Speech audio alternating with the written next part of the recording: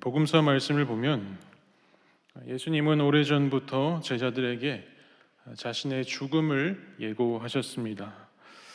예수님은 자신의 참혹한 사형틀 십자가에 죽을 것을 잘 알고 계셨지만 주님은 그것을 두려워하거나 피하시지 않으시고 당당히 그날을 향해서 살아가셨습니다. 그리고 비로소 오늘 그날이 다가왔습니다. 하나님께서는 이스라엘에게 출애굽 이후에도 애굽의 압제 속에서 구원하여 주신 그 하나님의 은혜를 잊지 않도록 하기 위해서 이스라엘 백성에게 유월절을 지키도록 하셨습니다. 그 명령을 따라서 예수님 당시에도 유월절이 지켜지고 있었습니다. 오늘 본문은 예수님과 제자들이 유월절에 마지막 식사를 하는 장면이 기록되어 있습니다. 이때가 언제이냐 하면 마가복음 14장 12절 말씀에 보면 유월절 양을 잡는 날이다 이렇게 부연 설명을 하면서 유월절의 시작을 알리고 있습니다. 먼저 여기서 우리가 잘 깨달아야 될 것은 날짜 개념의 이해라고 생각됩니다. 우리는 보통 하루를 밤 12시부터 시작해서 다음날 밤까지를 하루로 계산합니다. 그런데 유대인들은 우리와 하루를 세는 시간이 다릅니다.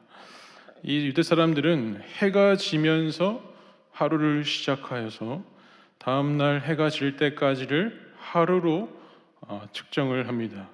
통상 저녁 6시에 해가 진다라고 생각을 해보면 우리와 다르게 저녁 6시부터 그 다음날 저녁 6시까지가 하루인 것입니다. 이 개념을 가지고 우리는 생각할 수 있어야 하는 것 같습니다.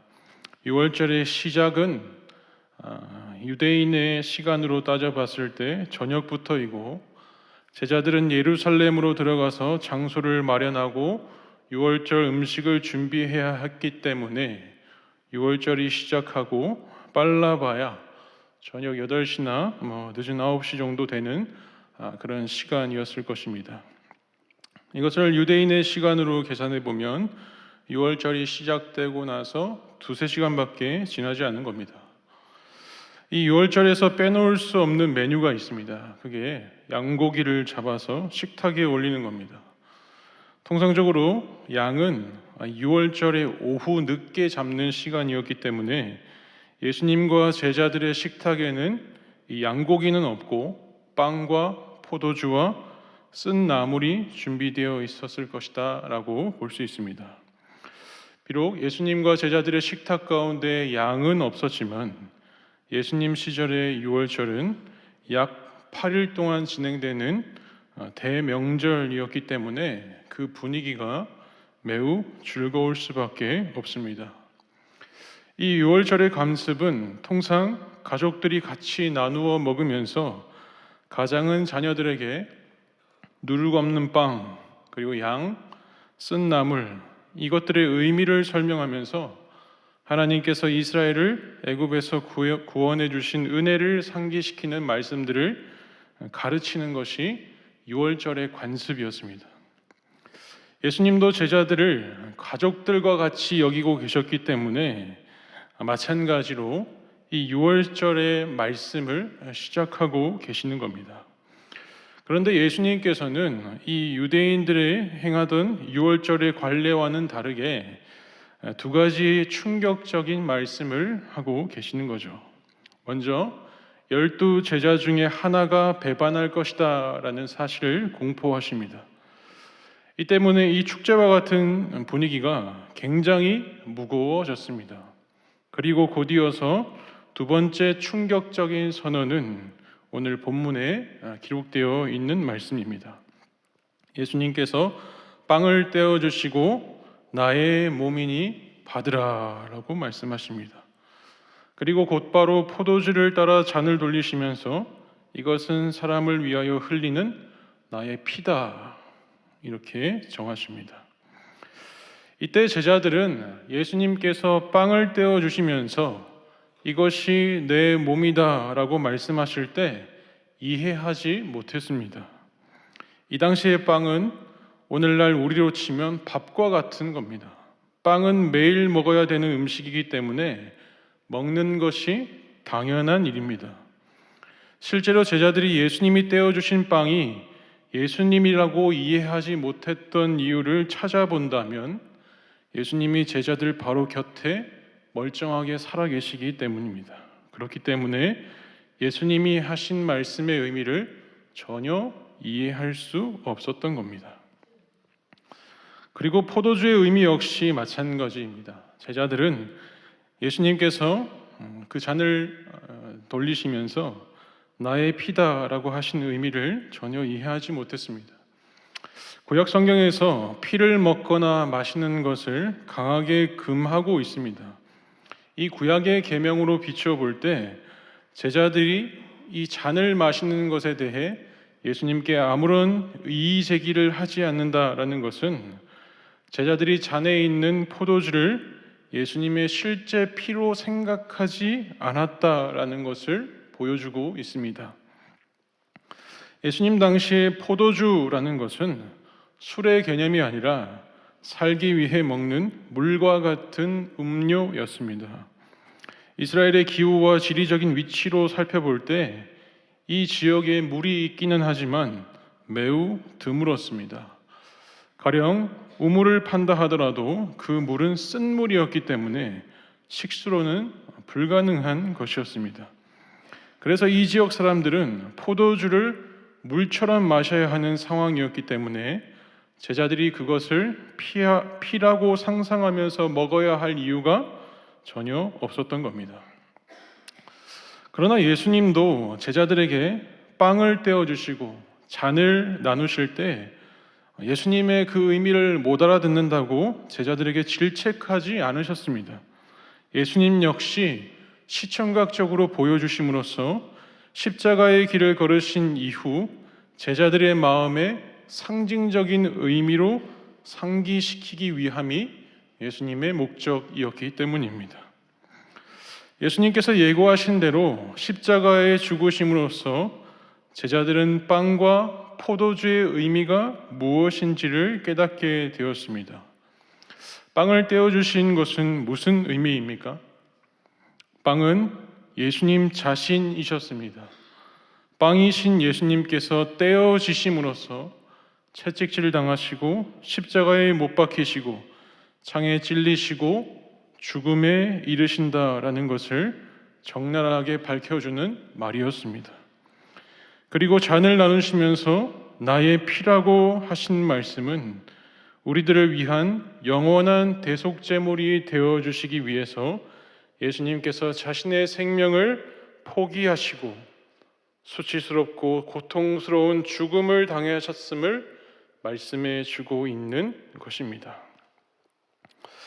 여러분, 그렇다면 예수님이 제자들에게 상징적으로 말씀하신 성찬, 그리고 궁극적으로 성찬을 통해서 예수님의 죽으심과 대속의 은혜를 제자들이 진정으로 깨달을 수 있었던 것은 과연 언제였을까요?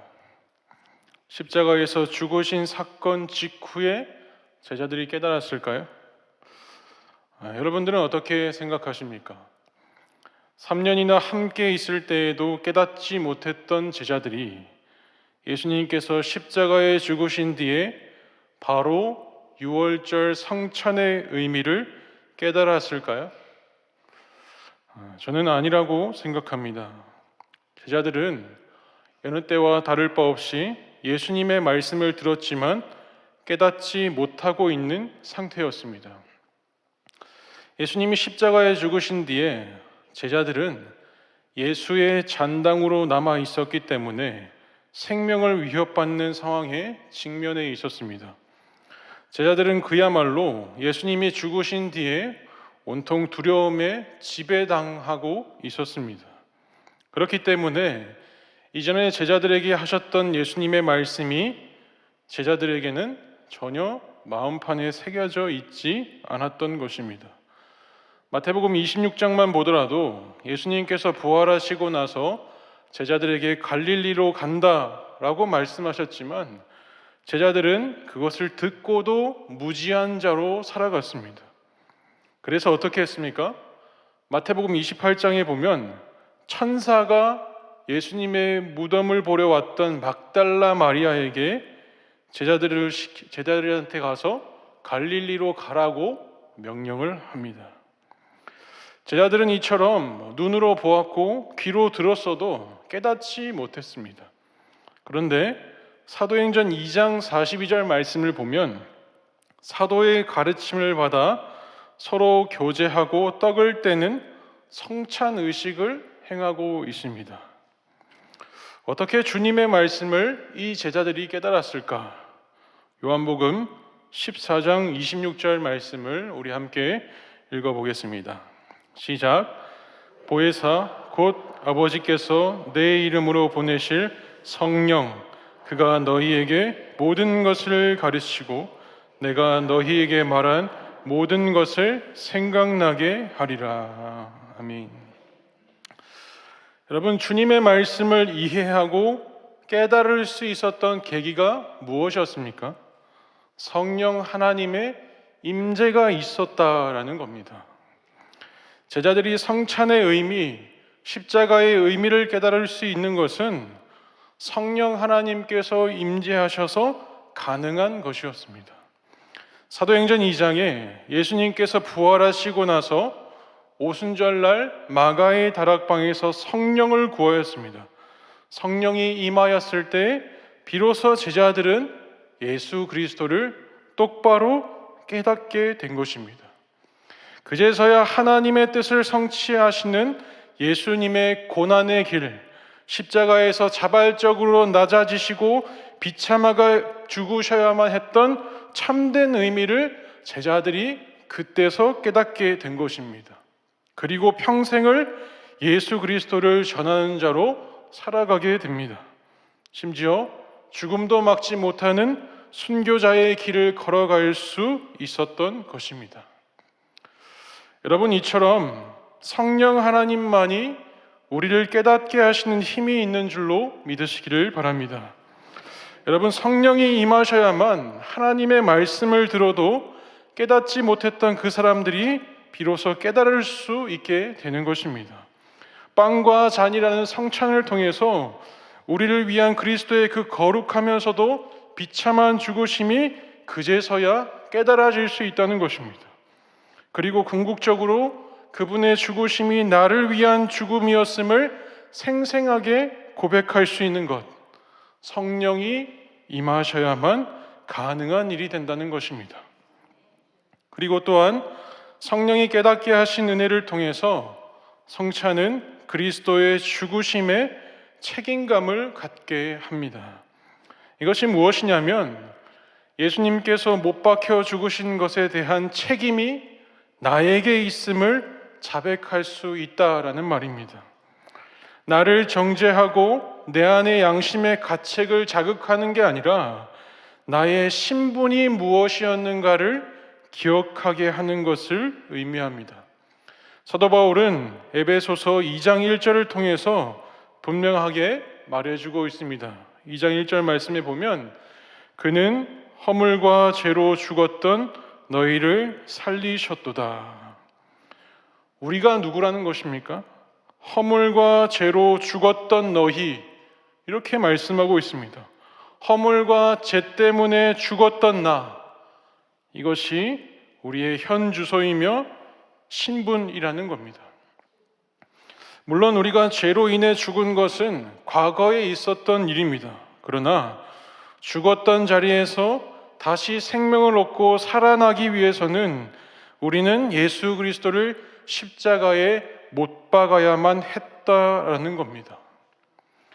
역사적 사실만으로 볼 때 예수님의 손에 못을 박은 것은 로마 군사들의 행적임이 분명합니다.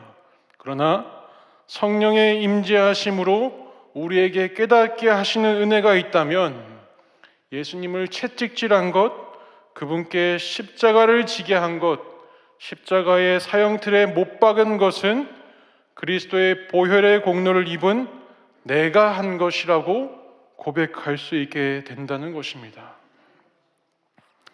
사랑하는 성도 여러분, 고난주간에 십자가를 계속 묵상하고 있습니다. 오늘은 성찬의 빵과 잔을 통해서 십자가를 바라보고자 하였습니다. 혹 과거의 추억팔이에 의존해서 고난을 묵상하고 있지는 않으십니까? 고난 주간은 십자가에서 찢겨진 그리스도의 몸과 그분께서 흘리신 피에 대해 억지로 눈물을 쥐어짜는 시간도 아니고 고난의 통증을 스스로가 상상해 보는 시간도 아닙니다. 성령의 임재를 구하여 그리스도의 대속의 은혜가 내 안에 생생하게 재현되도록 해야만 하는 것입니다. 여러분, 우리는 불과 지난주에 성찬식을 거행했습니다. 여러분은 어떻게 성찬에 참여하셨습니까? 성찬에 참여하시면서 십자가의 사건이 생생하게 내 마음속을 파고 드셨습니까? 다시 한번 예수 그리스도의 고난의 의미를 깊이 되새기고 그 고난을 몸소 체험함으로써 죄인된 우리를 구속하신 하나님의 사랑을 느끼는 은혜의 방편의 십자가가 되셨습니까? 아니면 분위기와 음악 따라 침묵하는 시간으로 일관하지는 않으셨습니까?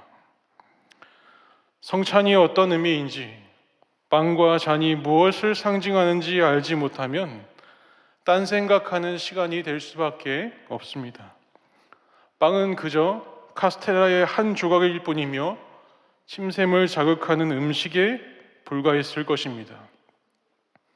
포도주는 당금주인지 주스인지만을 생각했을 것이고, 만약 주스라면 델몬트인지 선키스트인지를 맞춰보는 일회용 소믈리에가 되어보는 시간이었을지도 모릅니다. 사랑하는 성도 여러분, 주일 성찬식에서부터 오늘 이 시간에 이르기까지 과연 우리 안에 고난에 대한 어떤 묵상이 있었습니까? 오늘 이 시간 십자가를 분명히 깨달으시기를 바랍니다. 하나님의 말할 수 없는 놀라운 은혜와 자기 몸을 다 바치신 예수 그리스도의 사랑, 그리고 나의 무지함과 죄로 쌓인 허물을 발견하지 못하였다면 과연 내 안에 성령 하나님의 부재임을 인정하고 다시 내 안에 성령의 임재하심을 구하셔서 십자가의 대속의 은혜가 깨달아지기를 간절히 소원합니다. 혹 구원받았다고 해서 십자가를 내려놓았다면 다시 그 짐을 짊어지고 주님의 고난에 동참하여 우리 몸에 주님의 흔적을 간직하며 살아갈 수 있기를 간절히 소원합니다.